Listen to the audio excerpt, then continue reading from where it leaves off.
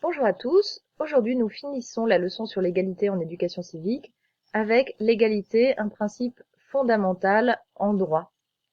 Alors, on va corriger les exercices de votre cahier d'activité. Donc tout d'abord, quand le principe d'égalité est-il proclamé?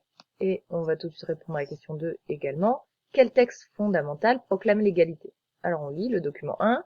Les hommes naissent et demeurent libres et égaux en droit. C'est évidemment le principe d'égalité proclamé en 1789, réponse à la question 1, par la Déclaration des droits de l'homme et du citoyen. Donc ça date de la Révolution. Ce texte, on en a parlé, donc ça date de la Révolution française, quand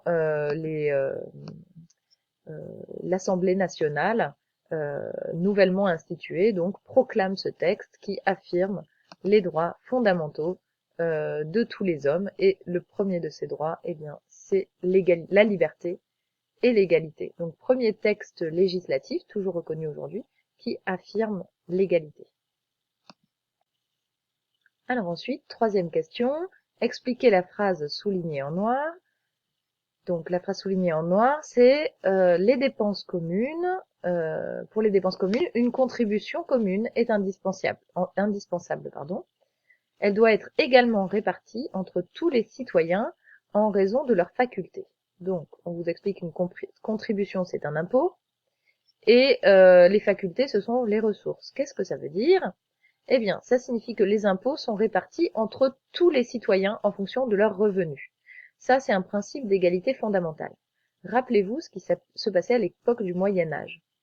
Au Moyen-Âge, eh bien, il y avait beaucoup de gens qui étaient dispensés de payer l'impôt. Les nobles n'avaient pas à payer d'impôt au roi. Le clergé non plus. Et on a vu dans le chapitre sur les villes que souvent les villes obtenaient des réductions d'impôts auprès de leurs seigneurs et auprès du roi.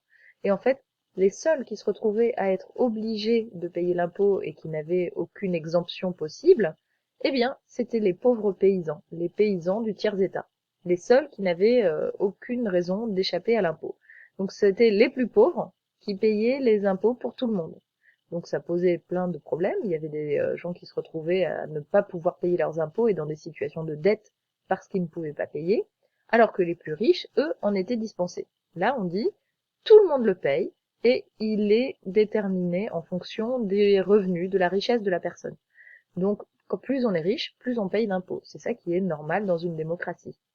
Et quand on n'a pas les moyens, quand on a des difficultés financières ou qu'on a une grande famille à charge, eh bien, on paye peu, voire pas d'impôts. Il faut savoir qu'en France, par exemple, seule la moitié des foyers, on appelle ça des ménages, payent des impôts sur le revenu.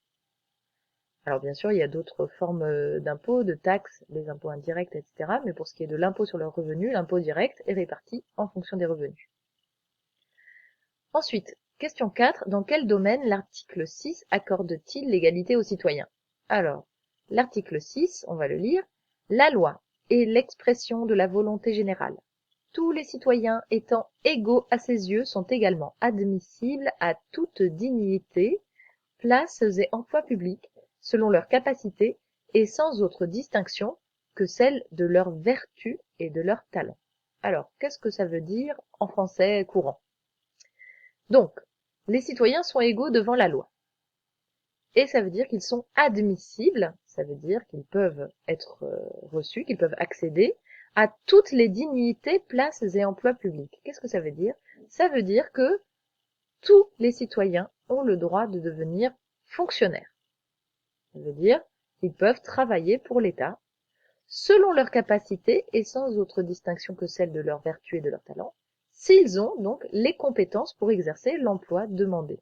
C'est aussi quelque chose de très important. Ça peut paraître secondaire, mais en réalité, eh bien, ça ne l'est pas du tout. On va regarder le corrigé. Voilà. L'article 6 garantit l'égalité dans le recrutement des fonctionnaires.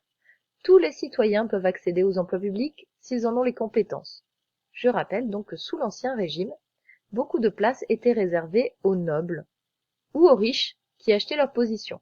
Par exemple, donc dans l'armée, tous ceux qui dirigeaient l'armée étaient obligatoirement nobles. Il y avait aussi un certain nombre de fonctions dans la magistrature, dans l'église, qui étaient réservées à des nobles. Et dans la magistrature aussi, eh bien, il fallait acheter sa charge, c'est-à-dire que si on avait les moyens, on pouvait devenir juge, par exemple, ou conseiller d'État.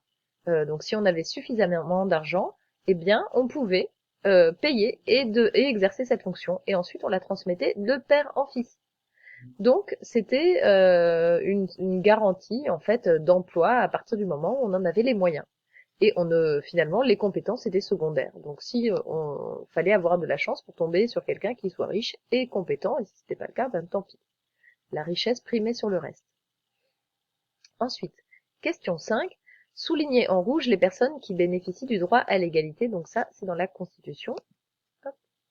Donc, eh bien, pour la première fois, à partir de 1946, la femme et l'homme bénéficient de l'égalité. Et donc, on peut vraiment dire cette fois que tous les citoyens sont égaux, parce que jusque-là, la Déclaration des droits de l'homme et du citoyen, c'était un grand principe, mais les femmes en étaient complètement exclues.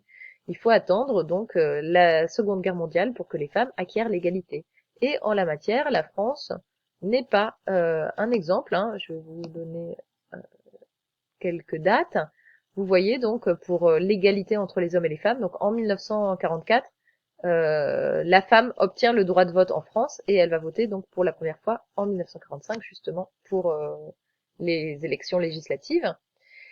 Et vous voyez donc que la France accorde cette égalité très tard aux femmes. Le premier pays qui accorde l'égalité de suffrage aux femmes, eh bien, c'est la Nouvelle-Zélande, dès le 19e siècle, suivi de l'Australie, la Finlande, la Norvège, l'Allemagne, les États-Unis, le Royaume-Uni, la Turquie, et la France seulement en 1944. Il y a des pays qui l'ont encore accordé après. Il faut voir qu'il y a aussi des contextes. Hein. Par exemple, vous voyez, le Portugal, c'est 1976, et c'est parce qu'il y a eu une dictature au Portugal avant cela qui empêchait l'égalité de vote. Donc c'est une situation vraiment qui a perduré très longtemps, l'inégalité pour les femmes. Alors ensuite, activité B, la conquête de l'égalité sous la République. Vous aviez donc une colonne avec la date des lois et une colonne avec les définitions. Il fallait relier chaque loi à sa définition. Alors voilà, moi j'affiche directement le corrigé et puis on va les étudier dans l'ordre chronologique. 1789, Déclaration des droits de l'homme et du citoyen. On relie à tout en bas. Tous les hommes ont les mêmes droits à leur naissance, je n'y reviens pas. 1848, suffrage universel masculin. Alors qu'est-ce que ça veut dire? Eh bien, tous les hommes peuvent voter, même les plus pauvres. Il faut savoir que ça, c'est une idée qui est finalement récente. L'idée que les pauvres ont le droit de voter comme les riches.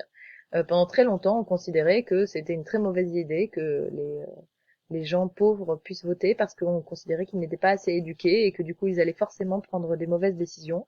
Donc il valait mieux que les riches prennent des décisions à leur place.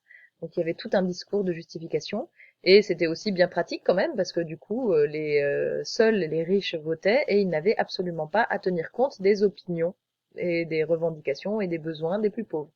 Donc c'était un gouvernement qui se faisait uniquement entre riches.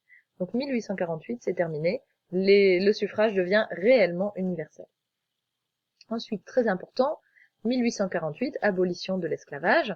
Donc ça, évidemment, c'est une date essentielle, hein, parce que, évidemment, c'est un peu compliqué de parler d'égalité quand on a des hommes qui sont réduits en esclavage, euh, sauf à considérer qu'ils ne sont pas des hommes comme les autres, ce qui évidemment n'était pas le cas.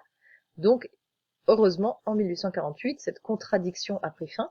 Alors, il faut savoir que, évidemment, cette contradiction a sauté aux yeux des Français dès le début de la Révolution. Et en fait, l'esclavage avait déjà été aboli, vous voyez, en 1794, abolition de l'esclavage dans toutes les colonies françaises, et ça avait commencé dès la Révolution française, à Saint-Domingue, avec un personnage que vous pourrez rechercher, c'est un personnage très intéressant qui s'appelle Toussaint Louverture. Et donc, l'esclavage, dès le début de la Révolution, avait été aboli. Sauf qu'en fait, les colons vont mettre en place une pression très importante, c'est-à-dire ceux qui étaient propriétaires des plantations dans les colonies, eh bien, leur richesse reposait entièrement sur la main-d'œuvre servile, c'est-à-dire sur les esclaves. Ils avaient des plantations de coton, de canne à sucre, de café, de cacao, plantations qui demandaient une main-d'œuvre nombreuse. Et s'ils s'étaient retrouvés à devoir payer leurs esclaves ou à devoir se passer d'eux et à devoir employer des gens, eh bien, ils affirmaient que ça aurait été la faillite pour eux et que surtout, ça aurait été une catastrophe. Et donc, ils vont faire pression sur le pouvoir. Et quand Napoléon prend le pouvoir, eh bien, il va accorder aux colons le rétablissement de l'esclavage dans les colonies françaises. En sachant que en 1794, quand ça avait été aboli, il y avait plein de colons qui s'étaient gardés de libérer leurs esclaves et de faire réellement appliquer la loi. Donc, l'esclavage avait été rétabli et il faut attendre une nouvelle révolution en 1848 pour que l'esclavage soit aboli définitivement cette fois. Et là, la France, pour le coup, est plutôt un des premiers pays à l'avoir aboli. Le premier, c'était l'Argentine en 1813, suivi par les Britanniques en 1833 et en 1848 la France, et ensuite pendant tout le 19e siècle, eh bien, il va y avoir des abolitions dans tous les pays qui possédaient des esclaves. Ensuite, en 1881-1882, école primaire gratuite, obligatoire et laïque, c'est-à-dire que tous les enfants doivent aller à l'école. Auparavant, seuls les riches avaient accès à l'école, avec un précepteur ou dans un collège, lycée privé. On parlait de lycée à l'époque, le lycée commençait à la 6e. Et donc, l'éducation était un privilège de riches. À partir de 1882, tous les enfants vont pouvoir accéder à l'école. Souvent, ça va s'arrêter à l'école primaire, hein, ça va être un changement phénoménal puisque ça va faire que tous les Français vont savoir lire et écrire. Ça, c'est une grande révolution dans l'éducation du peuple.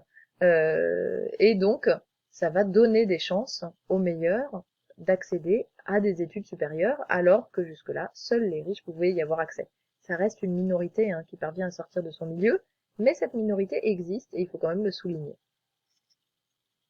Ensuite, en 1936, il y a les congés payés. Tous les salariés peuvent prendre des vacances. Encore une fois, prendre des vacances, c'est quelque chose qui n'est pas du tout évident. Pendant très longtemps, ça n'a été accessible qu'aux riches. Et il a fallu attendre 1936 pour que les travailleurs aient le droit de prendre des congés sans perdre leur salaire. Ensuite, 1944, droit de vote accordé aux femmes. Je n'y reviens pas, le suffrage devient vraiment universel, j'en ai déjà parlé. 1945, sécurité sociale, c'est-à-dire tous les Français peuvent bénéficier de soins, d'une retraite et d'aide financière en cas d'accident, de maladie ou de chômage. Là encore, c'est un système qui a fait ses preuves en France, hein, qui fait que on a l'égalité des soins. Et ça, c'est un facteur d'égalité très important. Il y a des pays où ça n'existe pas et où les gens s'endettent quand ils doivent recevoir des soins. Donc ça, c'est un système qui est extrêmement précieux et auquel je pense tous les Français sont très attachés. Ensuite, 1965, égalité des droits et des devoirs des époux. Alors ça, souvent, ça surprend les élèves. Les femmes n'ont plus besoin de l'accord de leur mari pour travailler ou ouvrir un compte en banque. Pendant très très longtemps, on a eu un code civil, c'est-à-dire les textes de loi qui régissaient les rapports entre les gens, qui étaient extrêmement sexistes. On considérait que les femmes étaient des êtres mineurs toute leur vie et qu'elles passaient de l'autorité du père à l'autorité du mari. Et donc que dans un certain nombre de domaines, il fallait qu'elles aient l'autorisation de leur mari pour tout. L'autorité parentale n'était pas conjointe, elle était réservée à l'homme, etc., etc. Et donc, il a fallu petit à petit acquérir des droits pour avoir une égalité réelle entre les hommes et les femmes. 2000, loi sur la parité en politique. Ça veut dire qu'il faut autant de candidates que de candidats à certaines élections. Donc, par exemple, à l'Assemblée nationale, eh bien, chaque parti doit présenter autant de candidats hommes que de femmes. Aujourd'hui, à l'Assemblée nationale, il y a 577 députés, 228 députés sont des femmes. Cela représente 39,5% de l'effectif total. Pour que ça ait du sens, on regarde l'évolution. Donc la loi, vous voyez, est passée en l'an 2000. En 2002, regardez, il y avait une très faible proportion de femmes à l'Assemblée nationale. Et même en 2012, c'était beaucoup moins d'un quart de femmes à l'Assemblée nationale. Aujourd'hui, on retrouve une évolution qui est quand même qui tend plus vers l'égalité. Enfin, dernière loi, loi sur l'égalité des droits et des chances des personnes handicapées. Donc les handicapés peuvent accéder à tous les lieux publics et au transport, et dans ce domaine, il y a encore beaucoup à faire. Je manque de temps, du coup je vous laisse lire la question rédigée.